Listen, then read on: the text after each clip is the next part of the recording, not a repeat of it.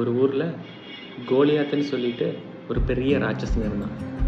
அவன் ரொம்ப உயரமாக இருப்பான், ரொம்ப பெரிய ஆளாக இருப்பான்.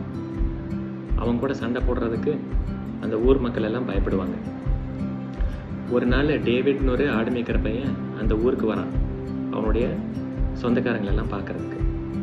அந்த ஊர் மக்கள் எல்லாம் அந்த கோலியாத்துங்கிற அந்த ராட்சசனை பார்த்து பயப்படுறதை பார்த்துட்டு அவன் கேட்குறான், ஏன் அவனை பார்த்து இப்படி பயப்படுறீங்க அப்படின்ட்டு, அவனை எதிர்க்கிறதுக்கு இந்த ஊரில் ஆளே இல்லையா அப்படின்ட்டு. அதுக்கு அந்த ஊர் மக்கள் எல்லாம் சொல்கிறாங்க, அவனை பார்த்தியா, அவன் எவ்வளோ பெருசாக இருக்கான்ட்டு, அவன் கூடலாம் சண்டை போட முடியாது, அவன் கூட சண்டை போட்டால் நம்ம கண்டிப்பாக தோற்றுருவோம் அப்படின்னு சொல்லிட்டு அந்த டேவிட் இந்த ஆடு மேய்க்கிற பையன்கிட்ட அந்த ஊர் மக்கள் எல்லாம் சொல்கிறாங்க. அதுக்கு அந்த டேவிடுங்கிறவன் சொல்கிறான், சேச்சே, அவன் பாரு எவ்வளோ பெரிய ஆளாக இருக்கான், எப்படி அடித்தாலும் அவன் மேலே விலகு தான் போகுது அப்படின்னு சொல்லிட்டு அந்த ஊர் மக்கள்கிட்ட சொல்கிறான். ஒரு நாள் கோலியாத்துங்கிற அந்த ராட்சசனுக்கும் டேவிடுங்கிற அந்த பையனுக்கும் சண்டை வருது. டேவிடுங்கிற பையன் என்ன பண்ணுறான்னா, ஒரு கயிறில் ஒரு கல்லை கட்டி இழுத்து விடுறான்.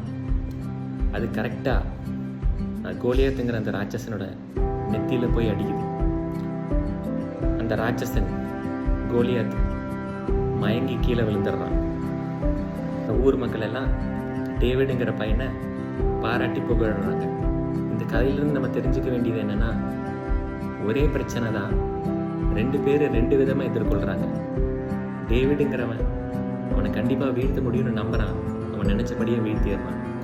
அந்த ஊர் மக்கள் எல்லாம் அந்த ஜெயண்ட்டை கோலியத்தை வீழ்த்த முடியாதுன்னு நினைக்கிறாங்க, அவங்களால முடியல. பிரச்சனையை நம்ம எப்படி எதிர்கொள்கிறோமோ அதை பேஸ் பண்ணி தான் நம்ம வெற்றியும் தோல்வியும்.